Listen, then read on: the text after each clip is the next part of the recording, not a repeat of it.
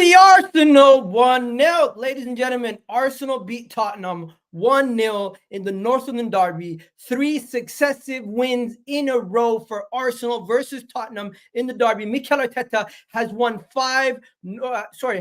5 North London Derbies in a row without a defeat.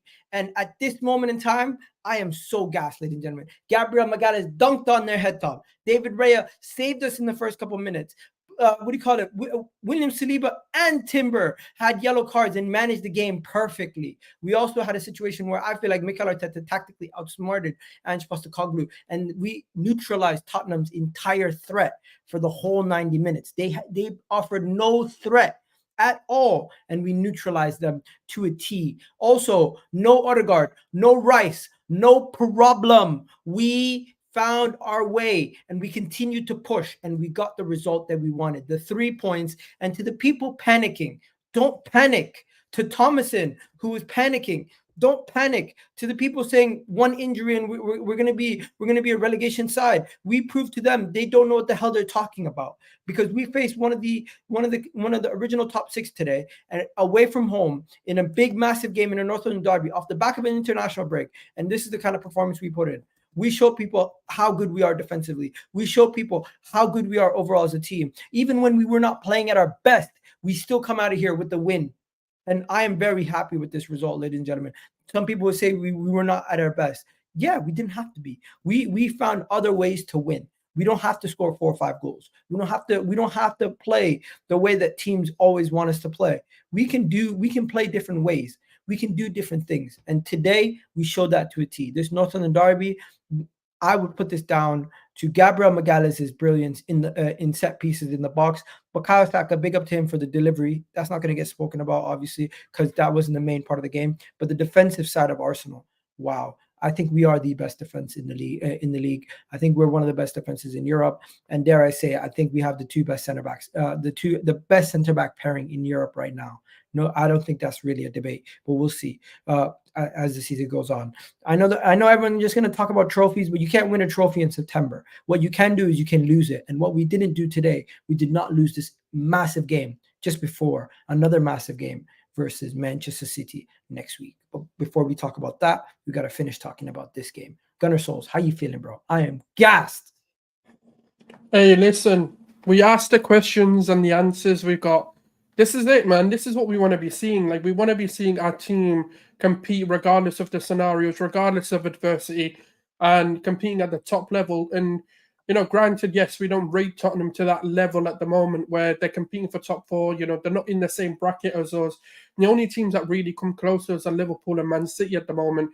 And, you know, this was a must-win game because of the Brighton game and keeping the pressure on Man City. Now we go into next week with all for it to be played for. And that's what the most fascinating thing is, because a lot of people doubt Arteta and a lot of people were panicking. A lot of people were saying that the season's over because of the Martin Odegaard injury and Declan Rice not being able to play.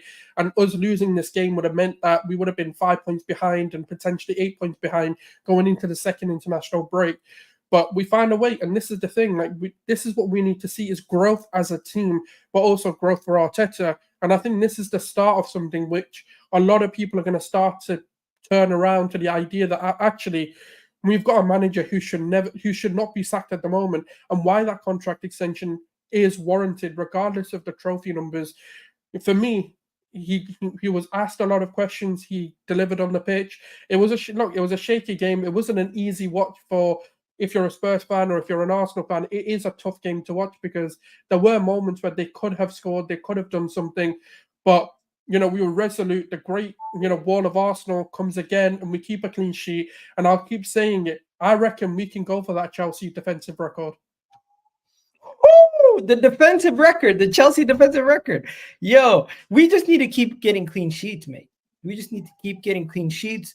People need to just keep believing in this team, and we need to see better performances offensively, though. We can today's not about the offense, but we do need to see better performance from the offense. Now let's stay on the positives. Big up to everyone in the chat. We got people saying David Raya, man of the match. David Raya is well, David Raya's defense was the key. Yeah, David Raya was solid for those two saves that he made early in the game. I was confident today. I thought it would be tight. Yeah, it was. Same team I picked. Big up to you. Great result for us. 100%. That is a great result. And do me a favor. We got 35 of you guys in the chat right now. Please do hit that like button, ladies and gentlemen, as we are currently live on YouTube, and we need your support by hitting that like button, getting more people to obviously see the video. And right now, before I go any further, I'm just gonna ask everybody in the chat, let me know who your man of the match was. Souls, who's your man of the match? Gabriel Oh, Magalhaes, you right? want to know it this early? Okay. Yeah, it's got to be Gabriel Magalhaes. It has to be. It had to be Gabriel Magalhaes. I think Gabriel Magalhaes was amazing. I thought overall, defensively, he was everywhere, especially his timing of his tackles in the box doesn't seem to hesitate. You know how some players, they hesitate, they're worried about giving away penalties. He's just like, I see the ball, I'm going to get to it before you. I don't care if you're in the box or not. Like, I'm just getting to that ball before you. Done. And he just gets rid of it. And I thought he was solid the whole game too. But is there anything that I didn't mention? Obviously the goal, but what else? Yeah, do you know what? If it wasn't for the goal, I'd actually say David Raya was the man of the match. But obviously, given that Gabriel scored, but also defensively was magnificent today. And something that I've said, and I'll say it again, as a pairing, we do have one of the best defenses in the world, including right back, left back, and especially with the inclusions of Jurrien Timbers coming back and Riccardo Calafiori coming in as well. We actually do have a defense for every situation. You know, Zinchenko coming in against those teams that we need to break down and inverting back into the midfield. But if you do need like a solid left back who defensively is sound, you know, we've got Jurrien Timbers, now we've got Calafiori. So even the injuries of like Tomiyasu, you know, don't affect us. You know, we've got Kiwior as well. As much as people don't rate him, he can come in and do a job. And I think defensively, this is why we keep saying that we've got one of the best defenses in the world. And we need to rely on that more and utilize that in games like this where our attack maybe isn't the best. And, you know, this is why I keep saying a striker is not necessary, but we do need to improve that attack just to kind of make do for those situations where the defenders don't set up. But one thing that I want to say is they might have Erling Haaland, but we have set pieces. That's our equalizer, and they've got Erling Haaland. So, look, we've got our way of scoring goals and finding a way, and they've got theirs, which is, you know, a prolific striker, but we're one of the best set pieces. Mikel Jova, again, even with the new ruling coming in where we can't exactly hamper the keeper, we can't have Ben White on the keeper constantly, we still find a way. We still find a way to utilize the new set piece rules that we have. And every single time, did you see how frustrated they were getting every time they conceded a corner? Not because they didn't believe it was a corner, but because they know what's going to happen is it's naturally going to result in a goal eventually. The more corners you give us, because the same happened with United last season as well when Rice scored in the last or dying embers of the game. We were doing the same thing, and the final one hit. So Nikola Jova, man, this guy deserves the biggest problem. This is one guy we cannot let go because every single time he just pops up at the most crucial time, sets us up in a perfect way, and he deserves a lot of credit today, as much as Gabriel. But it was Nikola Jova today that really stars for us. Yeah, once again, this duo is saving us a lot. The set piece coach and Gabriel Magalhaes, and also don't forget Bukayo Saka's delivery. Bukayo Saka is always also one of those guys who's getting on the goal sheet also. So together they have been stupendous, and you gotta give Gabriel Magalhaes a lot of credit. You got to give the set piece coach a lot of credit. And Nicholas Jover, we stole him off Man City. He has been probably as big of a hire as any signing that we've made. He's probably gotten us as many goal contributions as a lot of the players that we have, because a lot of set pieces come down to his brilliance, and you got to give him credit. Now we're going to talk about Arteta and everything else in the chat, but people in the chat are talking about some stuff. Let's get to some of the stuff that people are talking about. Ethan looked good, bro. Ethan came on, he did look good. You could come at me as much as you want, but I didn't say don't play him at all. I said come and get him off the bench. I didn't say start him. It's different coming on when we're 1-0 up. Not necessarily, no. Because the game's no, it's not, because the game, no. All it takes is one mistake to concede a goal and the game's back on. So reality is 1-0 is just as scary as a 0-0. So like for me, this is why I keep saying it. Like the bravery he showed when he came on, is why I'm saying when you're old enough, you're good. When you're good enough, you're old enough. And I don't think the age factor should ever matter to us because we're seeing it now. I think the trend has shifted because we're seeing 16, 17-year-olds breaking through for major teams. Barcelona have had an abundance of 17, 18-year-olds breaking through their ranks and actually coming in. This season, they're starting more academy players than they've ever done before. So I think we do need to lean on it when these occasions happen. We need to give them a bit of faith. I feel like the biggest factor is the psychological factor of a player. And when I see Ethan, I can see him on the bench raring to go. He looks angry being on the bench. So when he came on, he sat them on their asses, and that's what we want to see. A bit of positivity coming off the bench. Now, I can agree to some extent that, okay, start getting him off the bench, might have been the better solution. But for me, starting someone like that, who's like for Odegaard, when the opportunities present themselves, it's going to give him an abundance of confidence. And I feel like that's going to breed a lot of good for him. I mean, that bench today just looked like an auto-created, AI-generated bench. It just didn't feel real. Like, looking at the names, I'm like, who are half these guys? But we made it work. We got to see Raheem Sterling and Gabriel Jesus come on as well. But, man, Ethan Nwauri is a baller in the making. And you know what? We do need to manage the expectations. We do need to not go over the top, but I do think he's a phenomenal talent that we need to nurture. I think Ethan coming on in the final minutes shows that Arteta is going to trust him a little bit more this season, and people can't question Arteta anymore on playing academy players, because I think Ethan and Miles Lewis-Skelly are going to get a bunch of opportunities. And the thing that I had concerns about, was the person who he came on for, Bukayo Saka. He came on for Bukayo Saka when Bukayo Saka was on the floor for a little bit. I was a little concerned that Bukayo Saka's injury, we need to find out more information on Saka's injury. Hopefully it's nothing serious. But Bukayo Saka coming off in the 83rd minute, do you think it was a planned substitution, or do you think it was a forced substitution due to injury? Because hopefully the injury is not serious. He did go down and it looked like a forced substitution. So I'm a little concerned. Hopefully he's back in time for the Man City game. But it just seems like this happens all the time. Saka just comes off and it's like a precautionary substitution. I hear it. I think there's a few ways that we can look at it, because he is a big feature for England as well, and he has been playing in the international break. I know a lot of players had that sort of 2 weeks off, and had that ability to rehab themselves and refresh themselves. Whereas Bukayo Saka didn't have that. He was playing majority of the England minutes as well. And it happens. Look, he's playing a lot of games in a short space of time. He's had a summer tournament as well to play, so he's not really had that break. I do think it's precautionary. I do think there's an element to be concerned, because he's not normally someone who goes down and comes off. Sometimes it happens where he goes down but continues playing. This is probably one of the first or the few times we have seen it. But we've seen this before, where he's come off looking like he's going to be injured and he's ready for the next game. So we can only wait and see. I'm not going to say I'm concerned. Let's just say hypothetically he is injured. I think we've got a squad of players who can do a job. And I know it's Man City and our biggest test to do it without Bukayo Saka. But let's be real, we've done it last season. And this isn't me downplaying Bukayo Saka and his importance to the squad. But it's me saying that, we've got a squad of players who are hungry, who are raring to go, and that can do it. And granted, that game happened at the Emirates and not at the Etihad. And we did have Bukayo Saka for the Etihad game. But we need to trust the players. We need to trust the squad, because Raheem Sterling coming in, Gabriel Jesus coming in, can still do a job and still do and deliver things.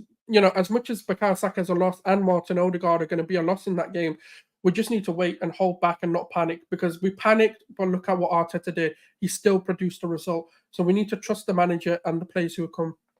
All right, let's go back in chronicle order and speak about first David Raya's saves early in the game. What amazing saves those two saves were. The one with the Kulusevski near post, I think you should normally have that covered, but the second one was really good also. So David Raya once again making two crucial saves, showing us what he's made of. And I think you said it on the terrace, bro. I think you finally have conceded and said, you know what, David Raya is legit. You know what it is? It's never that I thought David Raya wasn't legit. I just didn't think he was an upgrade on Aaron Ramsdale. That was more of the point that I was making. But the more you watch him, especially this season, he's matured a lot more. I do feel like there's a calmer head, and he is just as crucial as Gabriel and Saliba. because the biggest criticism I think a lot of people, including myself, had of David Raya was, is it the defense that makes him look so good, or is it because he's actually good? And I'm actually starting to see a bit more of, obviously, with the mistakes that Gabriel and Saliba are making. By the way, I'm not calling Gabriel and Saliba out before people think that, but we are seeing them make a few more mistakes than they normally do. They're a lot more resolute than they have been. But David Raya has been saying, because in the Aston Villa game, for example, against the Ollie Watkins, today as well, Solanke had a few moments, the Van der Ven header, the Kulusevski, granted it was near post, but there was a few moments in this game where David Raya pulled off some brilliant saves to keep us in them. And if even one of them goes in, the game and the tide changes completely. But so, credit to David Raya. Like, I'm not saying I'm not completely turned. I do think, I've always thought there's quality there, but how much of a quality keeper or upgrade has he been? And I think he's 100% an upgrade, like a complete upgrade and a complete change to the system. And credit to him, because it's hard to come in. It's like trying to replace William Saliba, for example, or like a fan favorite, someone who is so loved by the club. It's a bit like Thomas Partey for those people. Like Declan Rice coming in, they just can't accept it. They can't accept the fact that Declan Rice is an upgrade. He does come in and he does resolute us. It's a bit like that. So coming into that situation, knowing that he's not going to, I'm not going to say he's not going to be loved, because we do love our players, regardless of whether we prefer a player over a player. We'll always back it. Like Jorginho today, everyone still supported him, regardless of whether we think he should have played or shouldn't have played. So, not credit to Ryan, man, because he's arguably the best keeper in the world right now on form. Let's not go there. But one thing I will say, but let's talk about it. Like, on form, can it not be argued that he's the best keeper in the world right now? I don't know how other keepers are in like the Spanish league and the Italian league right now. I don't really watch it, so I can't really judge. But one thing I will say is he the best in the Premier League? If we look at it from that. Right now, he's the best performing goalkeeper in the Premier League. Maybe you want to say Alisson, but he just lost to Nottingham Forest. I don't know. It's tough. One thing I will say is he is performing like one of our best players right now. And arguably, you can make the case that he's one of the top keepers, no debate. One thing I just won't say he's the best. As for solid performances throughout the season so far, yes. And last season, people did not give him enough credit. People put a lot of the credit for last season's performances on the fact that he had a really solid defense in front of him. And I think David Raya has now earned a lot more people's respect. And today's performance, once again, in the big stage, away at Tottenham Hotspur Stadium, I think Mikel Arteta was justified in his decision to bring in Raya and let Ramsdale go. And I'm not saying Ramsdale's a terrible keeper now all of a sudden. It's tough to be a keeper in Southampton compared to Arsenal, but Raya is showing that difference. And the biggest difference is his set piece and crossing interceptions. Like, he just comes and takes them out of the sky, and he doesn't even let the player get an opportunity to come at it. Anytime the ball is in the air and it's going into the box, I feel comfortable with Gabriel Magalhaes, Saliba, and then you have Raya. He's a safe pair of hands, and that's probably the biggest compliment you can give to a goalkeeper in today's day and age. That is probably the biggest compliment I can give him. He's a very safe pair of hands as a goalkeeper. Anytime he has the ball, you feel comfortable. You feel comfortable. Now, let's talk about somebody else's performance quickly. I thought this guy actually had a decent performance. Call me crazy. Gabriel Martinelli. I thought he had a good performance. I thought it was overstated that he had one chance, but one moment cannot dictate his whole performance. He had a decent performance. That one chance where he needed to cross the ball across the box is where you could probably say he could have done better. His IQ and his decision-making can be questioned a lot, in my opinion. But overall, in the 90 minutes, when he did play, I thought he was good. I thought he was getting into dangerous positions. He should have passed the ball, but who knows if the ball would have even got to Saka, as Van de Ven is one of the best at recovery pace, and maybe he could have broke that gap. But at this moment in time, I'm still thinking about the overall performance from Martinelli. I thought he was very, very much involved in the attack. He was very much involved in the build-up. He was always an option, and maybe he should have just played the pass instead of shooting it directly. But if you guys remember, similar situation versus Brighton at home last season or 2 seasons ago, he finishes that. it's just right now, I think his confidence is low. I don't want to give him too many excuses, but I think this performance today was much better than the performances we've seen versus the likes of who was the team that we played at home recently? Brighton. Yeah, it was a much better performance than Brighton and even Wolves. Yeah. I think it was a much better performance than both of them.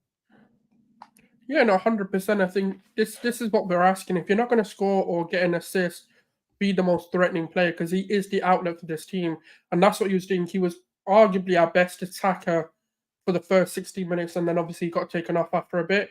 But yeah, like, I mean, look, that opportunity annoyed a lot of people. Like, I'm not going to sit here and hide the fact that I don't think he should have done better.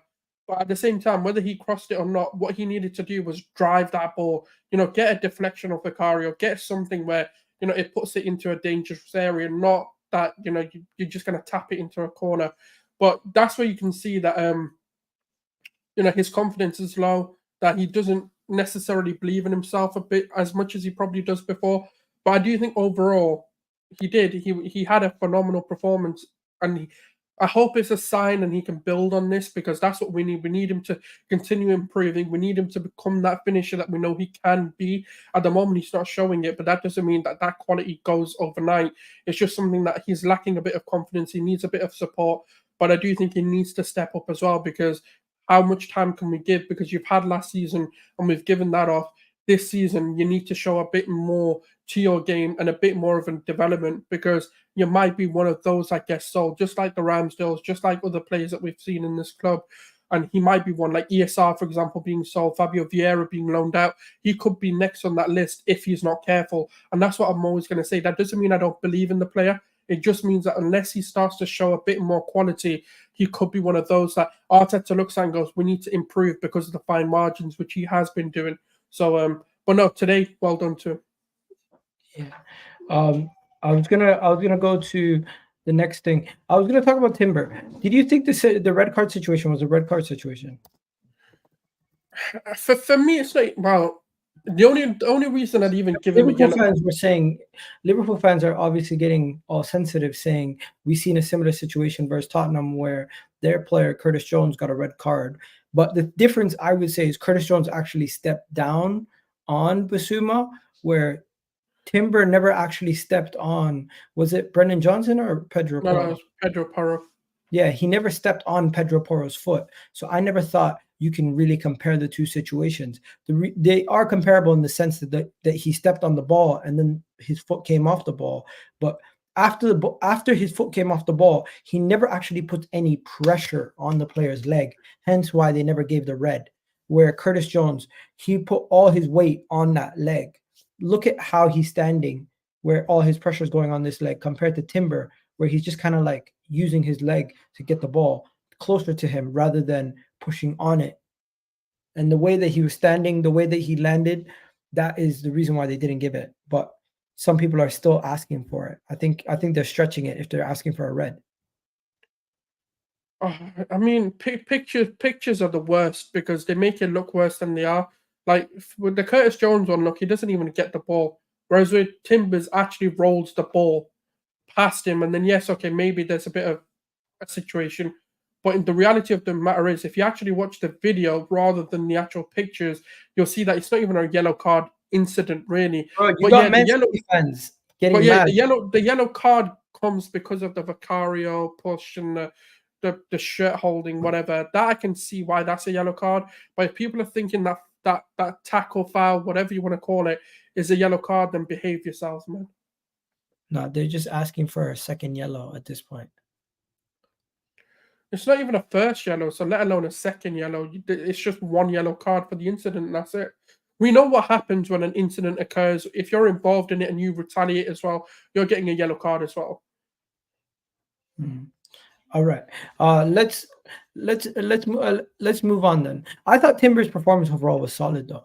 We're gonna just talk about Timber for a second. I thought Timber was solid. I thought Timber played really well, and I love the fact that he got in Vicario's face. Like that really made me excited. That got me excited. I was like, "Yo, let's go!" I was yelling. I was literally yelling at the TV when I seen that. 100%. I mean, that's the reality of it. Really, like that shows he knows what this means. He knows that we wanted him to step in and not just, be a little, sidekick for them. And when it comes to Timbers, like he's improving game on game. He's one of those players who's also been criticized. Like, is he as good as people think he is? Is he overrated, etc.? But now he's showing a bit of his quality today, and why Arteta wants to play with this sort of 4 centre backs who become full backs as well, kind of approach. And his technical ability, his security on the ball is phenomenal to see. Like he is starting to show a bit more. People need to understand he's come back from an ACL injury that kept him out for the whole season. It's not a case of, he came back after 6-7 months. He's had half a season to kind of integrate into the team. He is basically a new signing. He's had 2 summer pre-seasons with us, and that's it. So we need to give him a bit more time to understand the squad, to understand his role, and he will become better. He's showing signs of that, and he is a phenomenal player. Like, even when you speak to rivals about him, they rate him as well. They see the qualities. They're seeing why he's been brought in. So for me, I've got no worries. I think, he'll just get better.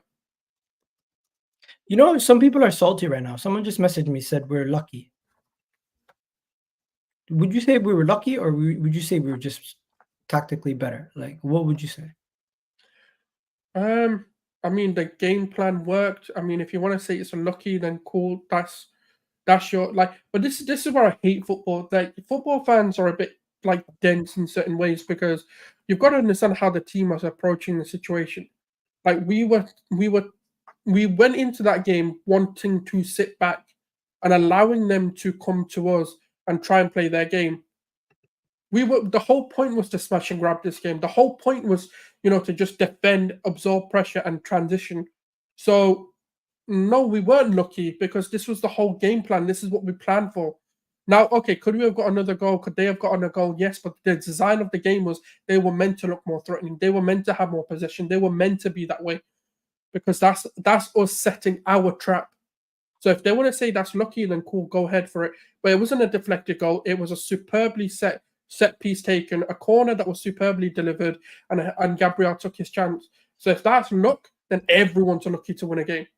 Okay, let's talk about the lineup, and we'll get through the player ratings in a bit. But before we go any further, people in the chat, please do let me know whatever you guys want to talk about in the chat. Please do let us know what you guys are saying in the comment section right now. Also, Wolves are up 1-0 versus Newcastle. Crazy to see that. I didn't think Wolves would be up 1-0 against Newcastle. But Arsenal, also to the Liverpool fans who are saying by the end of the weekend they could be 8 points clear of us by the end of next weekend. How is that working out for you? How is that working out for you, right? How's that really working out for you guys? Undefeated so far this season. And we got the biggest game of the season up next. Honestly, if we get a point, I'd still be happy with it. But I want all 3 points versus City. Let's talk about the lineup. Arteta played Trossard, Havertz rotation between them two. They went in and out, and it was kind of like a 2-man press at the top. Martinelli stayed wide. Saka stayed wide. I thought Jorginho and Partey were extremely sloppy, but the entire team was also sloppy. Can you really hold it against them? Against who, sorry? Jorginho and Partey. I thought they were extremely sloppy on the ball. I mean, look, Jorginho and Partey, the one thing that we do credit them for is the fact that they can hold the ball in pressured situations. They didn't do that today. But at the end of the day, the game plan was to just transition the ball. And that's what they needed to do. So that results in a high turnover football. When the opportunities presented themselves, I'll be honest with you, I don't think Thomas Partey or Jorginho had much involvement in the game, like regardless of, but we weren't also overrun. It was just the game was the game. Like, our defenders today stepped up more than any other area of the pitch. Even our attackers, other than Martinelli, I'd say didn't step up. So I'm not going to sit here and single out or even double out, let's say, Jorginho and Partey because of the game that we had to play. Their point was get the ball and just hoof it as quick as you can, just get that to the attackers. So naturally, we're not going to be playing tippy-tappy passing. We're not going to play that sort of control football. The whole point of it is chaos. So I'm not going to say that's the game plan, and they've executed it. We didn't concede. We weren't meant to control the ball. That's not the plan that we had. So I'm not going to sit here and really criticize them today. The thing is, though, I think people have different expectations for Arsenal compared to because of how Man City play, people have different expectations for us. I don't think people realize you can win games many different ways. You don't have to play the same way every single time. And that's the thing that we did. We showed we can play many different ways. And what I don't understand is people sitting here saying, "Oh, it was a foul," or complaining. I don't think Tottenham had many chances in this game. Like if I go to the stats, where are the stats? Let me go to match stats. If we go to match stats, Tottenham's chances, they had what, 15 shots to get a register of less than 1 xg. It just goes to show you the quality of the chances. They had 0 big chances. Like souls. What did they offer? They had 5 shots on target, 0 What did big they chances offer? created. What did they offer? Nothing. I mean, not like a few of their opportunities. Yes, I will sit here and say, like, it gets you like, oh, you know what? Thank God for that. But the reality is, like, a lot of their chances weren't even chances, and I mean, I don't really know what to say because they were really like underwhelming. They were meant to look good. This is what I don't understand about a lot of people right now is that when you're looking at it, we were expecting them to have more shots, expecting them to do a bit more, look a bit more threatening because we literally said to them, have the ball and we're just going to transition. So I don't like the thing is like they still couldn't create an opportunity. They still couldn't create a clear cut. Like there's your big moment. So I don't know, man. I don't know what people's expectations are. I don't know what people are thinking. Like Spurs, to me, like don't get it twisted, nervy because of the game approach, and we haven't been in them situations where we're allowing another team to come on to us so much more. Because normally we're the ones who control the game, dictate the tempo, and really take the vim out of the game. But this is the first time where we as a fan had to sit back and go, okay, we need to watch them absolutely attack us. And it was nervy. It was a hard watch because of that. But that's because we haven't seen it in a long time. And we find a way to absorb that pressure and win a game. But it goes to show, look, 0 big chances created. What more do people need to see? Exactly. Let's go to the lineup though once again. Where is it? Where's the Arsenal lineup? Here it is. So I just want to say, I felt like even though we had injuries in our midfield, they have no injuries, right? Like they have no Okay, they have Basuma out. Basuma does change this midfield for them in the sense that he would be a little bit more of a defensive anchor. But Madison, Bentancur, and Kulusevski, I messaged you before the game, bro. I thought that was criminal having those 3 out there together. I thought this was a criminal lineup. Yeah. Let me know what you thought. I mean, I said it was brave. And I understood why Ange did what he did. Because, I mean, in the reality of things, if you're looking at Jorginho, Partey, and let's just say Havertz in the midfield, it's a fairly immobile midfield. It is something that you can press out of and turn in the half turns and stuff like that, and you can really catch them. But the issue is, look, Ange has one way of playing football, and that's the problem. And today, like, that got exposed. When you're looking at a midfield like that, if your game plan does not work and you don't take those chances, you're done. You're finished. And that's the plan that they had, was literally, we have to score or we're finished. And it was to outscore us and to hope that they can, because you can tell it in the first 20 to 25 minutes, they were trying to go for 2-3 goals. They wanted to be 2-3-0 up, so that no matter what we bought on the opposite end and we started to attack them, and they have no defenders, because Udogie and Porro are more attack-minded fullbacks. The only actual defensive quality that they had was Van der Ven and Romero. That's it. Everyone else is more attack first, defense second. So look, I actually kind of understood it, but as the game kind of played out, it was a bit like, I don't really understand. But the one thing I am going to say, I told you, man, I don't want James Maddison when we were going for Martin Odegaard, and now it's come to fruition. I've told you, because people, even when Spurs signed him, said, oh, see this is Maddison, he's better than Odegaard, because I heard this from Arsenal fans as well. And I'm telling you again, Maddison ain't that guy. He will never be that guy. Stop comparing him to Martin Odegaard. Stop even entertaining those conversations, because at the end of the day, we're seeing who the better player is. The man wasn't even on the pitch. He wasn't even in the stadium. He wasn't even in the squad, and he was still a better player than James Maddison. So it goes to tell you everything you need to know. Mm-hmm. All right, let's enough about the lineups. It's all panic hoofs. Yeah, it was. Ange Postecoglou, his fans want him sacked, bro. His fans want him I sacked. mean, can I just say why like I don't know if everyone in the chat's an Arsenal fan, so I'm not going to make the assumption. But why is it kind of negative? I don't get it. We won a game against Spurs with all these injuries, and I'm like some of the comments. I'm just a bit They're gonna bewildered. hate. They're gonna hate. But Yeah, guys like Expressions want Ange sacked 3 years in a row. They want him yeah. sacked. Henry had a rant once Ange out as well. So Henry wants a Ange lot out. of them, yeah. Ange Postecoglou, is he finished? Like, is he a fraud? I think he is. I think Ange has been proven now that he's a fraud. He's a one-trick pony. He doesn't have a backup plan. He doesn't know what he's doing. And overall, Arsenal today further exposed that we can play many different ways where he can only play one way. And if that one way doesn't work, he's not Pep Guardiola. He's not going to get the backing financially to go get, even though he did get backing financially, he's not going to get everything that he wants. And then there you go. Leads to a result like today where 90% possession with 90% of the game you offered nothing offensively, and you had, what was it, 8 outfield players that are attacking is their main like strength. It's weird. I mean, I'm not going to go as far as to say he's a fraud because we knew what Ange was and we've known what Ange is for a very long time. And he's just doing what he's always done. So I'm not going to sit here and say he's a fraud. I understand the perception of him being a fraud because of what Spurs fans made him to be, comparing him to the likes of Mikel, comparing him to, being one of the best managers in the actual game and stuff like that. But we know, like, Ange has his way. He's stubborn. He's going to play his football. It's his way or the highway. But I'm not going to sit there and kind of go, he's a fraud necessarily. I don't know. Like, for me, the word fraud would only be implied, for example, if we thought a manager was something that he isn't, and then he becomes that person that we said he was.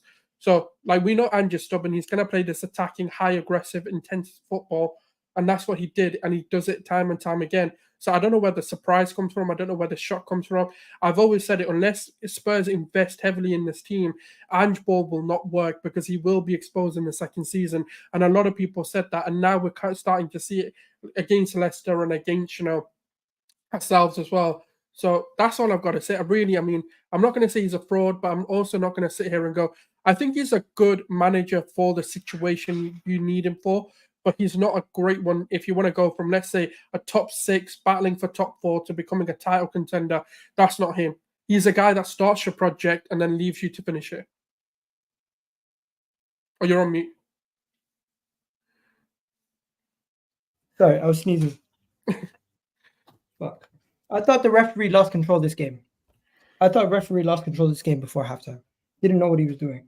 Completely lost control of the game and was giving away poor decisions, giving away, we call it, yellow cards left, right, and center to people. And I don't think it was deserving yellow cards. For example, I seen Tottenham get a bunch of yellow cards. No complaint on that end, but let them get yellow cards. But 7 yellow cards in one half, that's a Premier League record,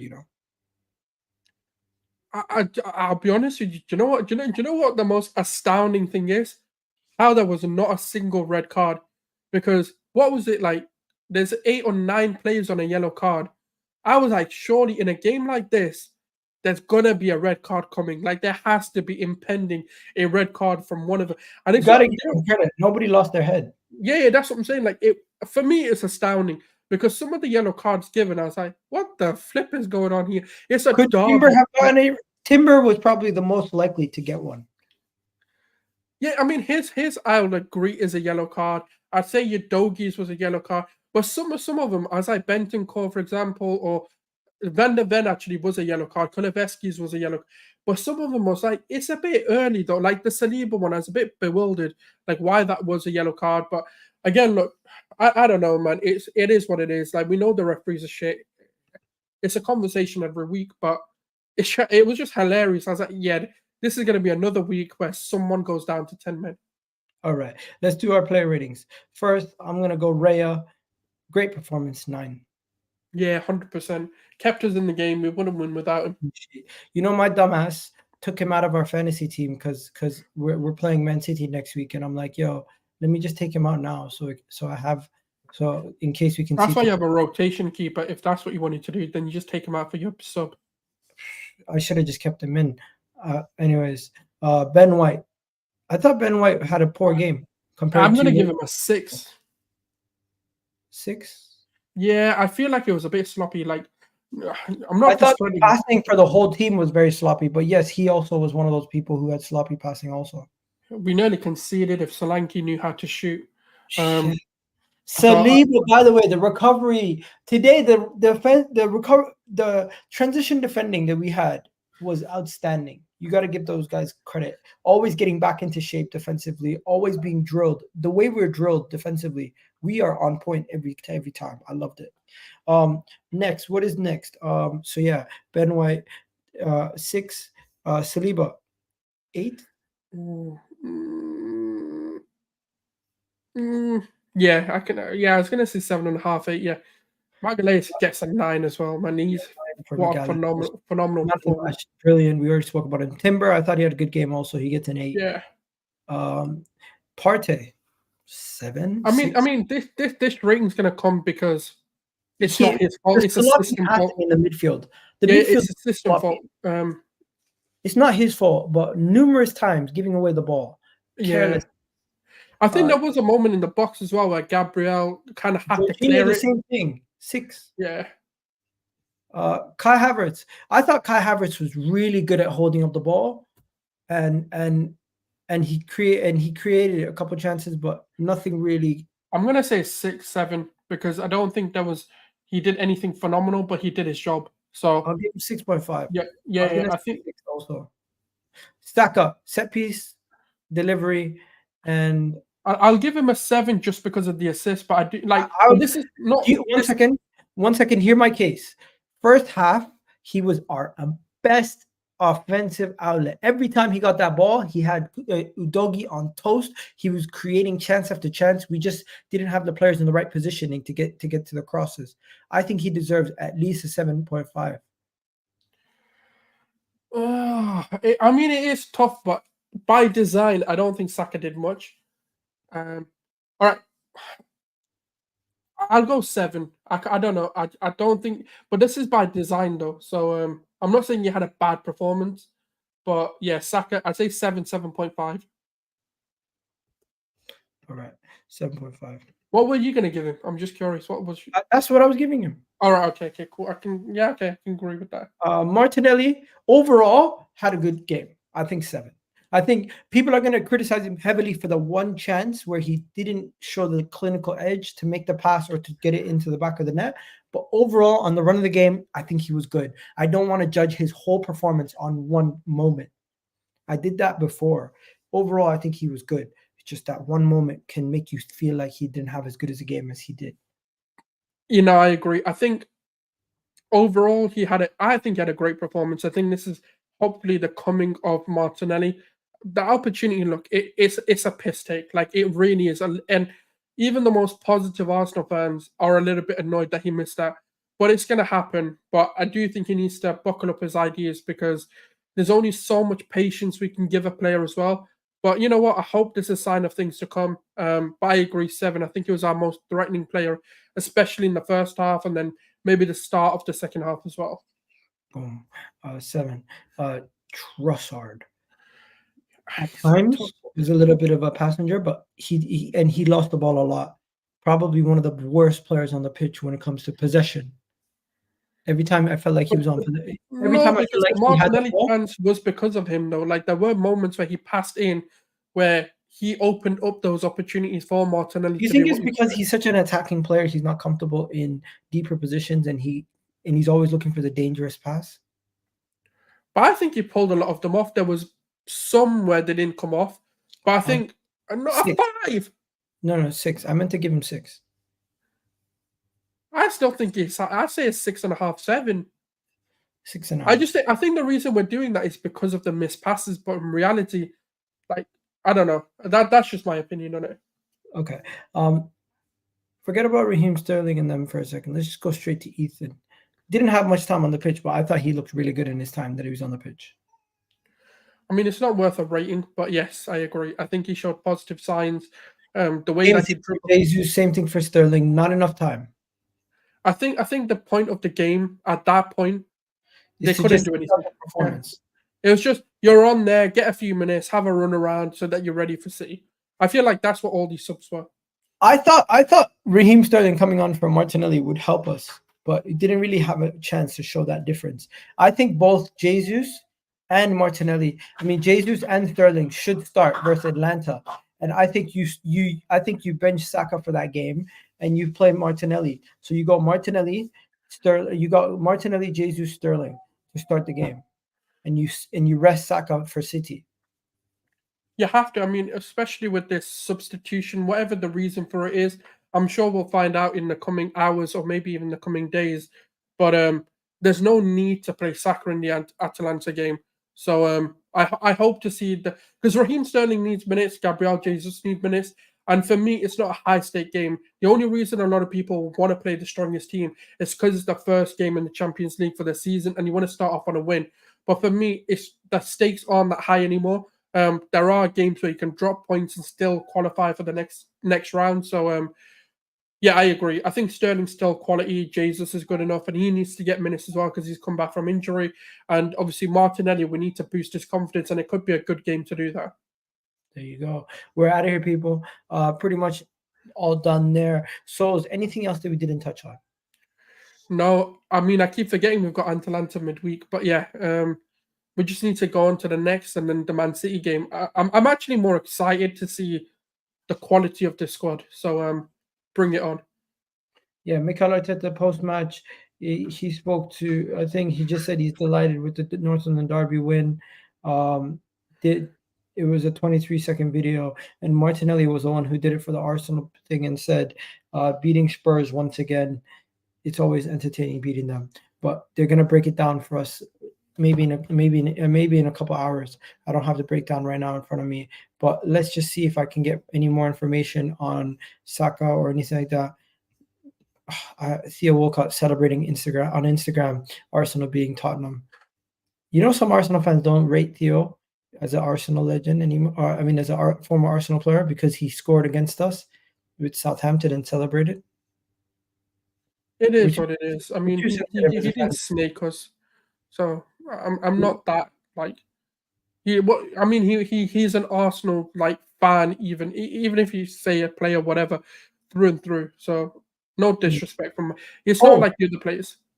You know what? One thing I did want to mention in 2024, we're still undefeated in away games. In away games, yeah, it's crazy. Crazy. We haven't lost an away game in 2024. Yeah, Third Eye's asking, yes, weirdly a Champions League night on a Thursday, so we can't even banter that anymore. So yeah, we are playing on a Thursday for those who don't know. Yeah, we're playing on Thursday. It's Europa League night.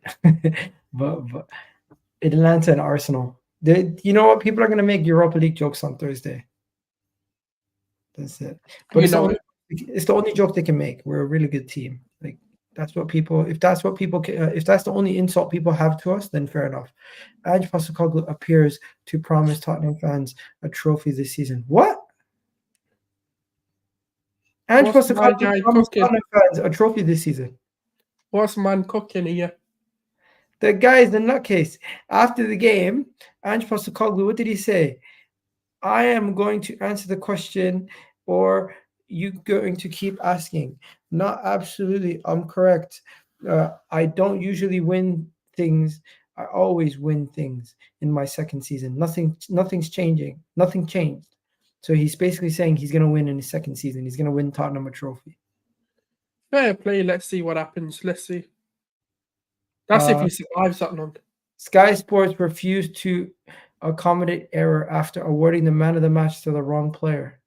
Yeah, they put Gabriel in the shot, but then put Gabriel Jesus man of the match. Oh my God, that is a howler. That is a howler. I'm looking at it right now. That is a howler. How do you make that mistake?